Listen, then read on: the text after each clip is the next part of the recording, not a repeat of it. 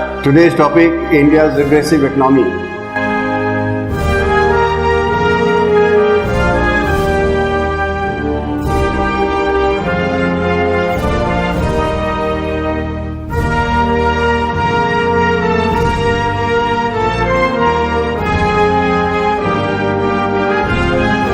Hello friends, today I will tell you our consistently regressive economy. Unemployment in rural areas is rising at an alarming rate since about 93-94. Our villages have become stigmas of harrowing human sufferings, sorrows and maladies, which are gross human rights violations. Government expenditures are mounting and financial deficits rising unbounded. As the coverage of impoverished increases to more poor families, school children and individuals under the various relief schemes, so shall increase the extravagance and the financial deficit. It shall cause inflation to rise and the value of the rupee to diminish. Non-performing assets, NPAs, are a liability to our bankers and are rising at an alarming rate.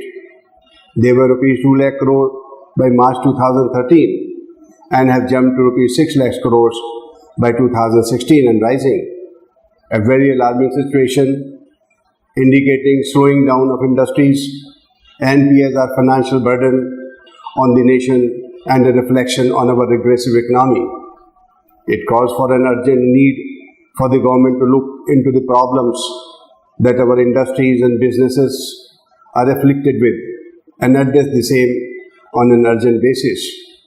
Our internal and external debts are galloping unbounded and stood at rupees 56.97 lakh crore during 2008-2009, as deduced before, and reached a frightening rupees 117.64 lakh crore by 2014-15, which is more than double of what it was 6 years ago.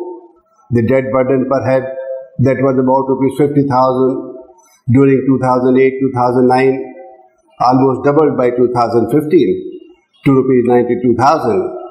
Similar is the situation of external trade deficit and BOP, balance of payment, etc.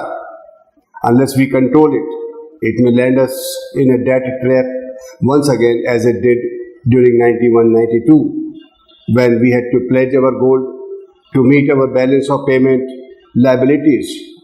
It also sent the rupee tumbling. Inflation diminishes the purchasing power of the rupee and leads to devaluation. During 2012-13, it crumbled to a staggering low of rupees 56-57 to the dollar, compared to about rupees 42-44 during the previous years. The downfall is continuous.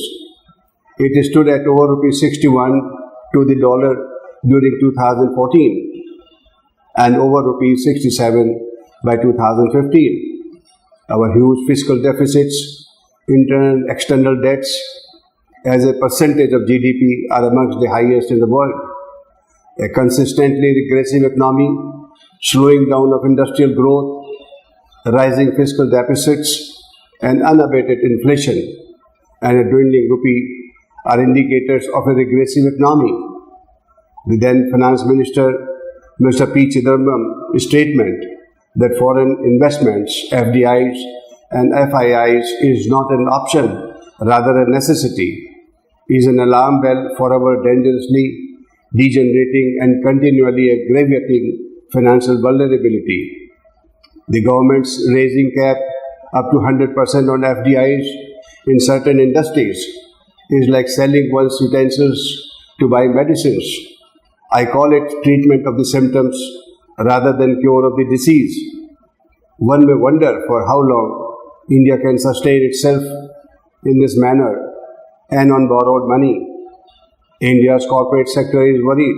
2015, how the government is going to fund the ongoing infrastructural projects and the projects in the offing for the likely consequences of FDI in agriculture. Please refer the book. Friends, it was a brief account of our vulnerable economy. Next, I will take up a new topic. Till then, thank you. and goodbye. K.c.Agrawal.